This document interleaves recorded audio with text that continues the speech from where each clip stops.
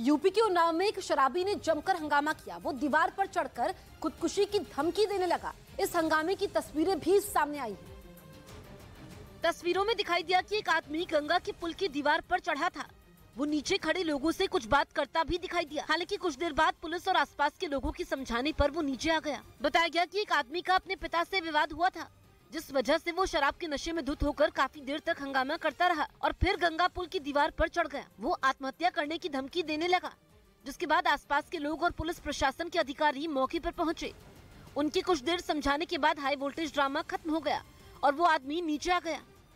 इस बीच न्यूज 18 को मिली एक्सक्लूसिव जानकारी के मुताबिक केंद्र सरकार ने कश्मीरी मूल के एजाज अहमद अहंगर उर्फ अबू उस्मान अल कश्मीरी को डेजिग्नेटेड टेररिस्ट घोषित कर दिया।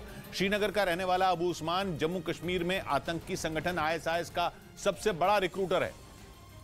और न्यूज 18 को मिली एक्सक्लूसिव जानकारी के मुताबिक इसे कश्मीर को दहलाने के लिए आतंकी संगठन ISIS में आतंकियों को भर्ती करने का जिम्मा सौंपा गया है। इस वक्त एजाज अहमद अहंगर उर्फ अबू उस्मान अल कश्मीरी अफगानिस्तान में है और तालिबान के शासन से पहले ये वहाँ की जेल में बंद था। लेकिन अफगानिस्तान पर तालिबान का कब्जा होने के बाद फौरन इसे जेल से रिहा कर दिया गया था। और अब इसके खतरनाक इरादों को देखते हुए गृह मंत्रालय ने इसे UAPA के तहत डेजिग्नेटेड टेररिस्ट घोषित कर दिया।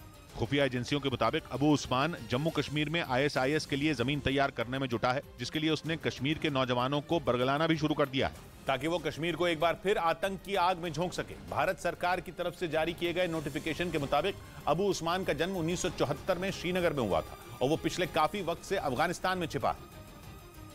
और न्यूज 18 को मिली एक्सक्लूसिव जानकारी के मुताबिक अबू उस्मान को मानव बम बनाने में महारत हासिल है। खुफिया एजेंसियों से मिली जानकारी बताती है कि अबू उस्मान को पहली बार जम्मू कश्मीर में 1992 में गिरफ्तार किया गया था, लेकिन 1996 में जेल से छूटने के बाद वो फर्जी पासपोर्ट पर पाकिस्तान भाग गया और उसका नाम तब सामने आया जब 25 मार्च 2020 को काबुल के एक गुरुद्वारे पर हमला हुआ।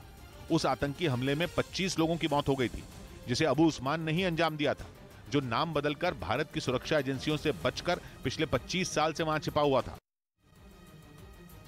मध्य प्रदेश के ग्वालियर से चौंकाने वाली कुछ तस्वीरें सामने आई। वहां एक फैक्ट्री और एक दुकान में आग लगने से हड़कंप मच गया। आग इतनी भीषण थी कि उसे बुझाने के लिए बुलाई गई दमकल की टीम के पसीने छूट गए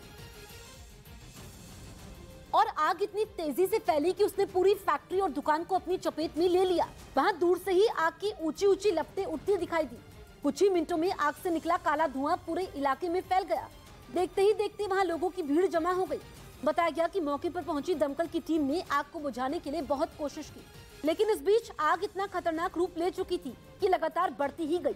उसे देखकर ऐसा लगा मानो सब कुछ राख करके ही छोड़ेगी, और हुआ भी ऐसा ही।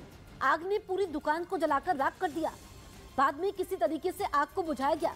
वहीं आग लगने की वजह से लाखों का सामान जलकर राख हो गया।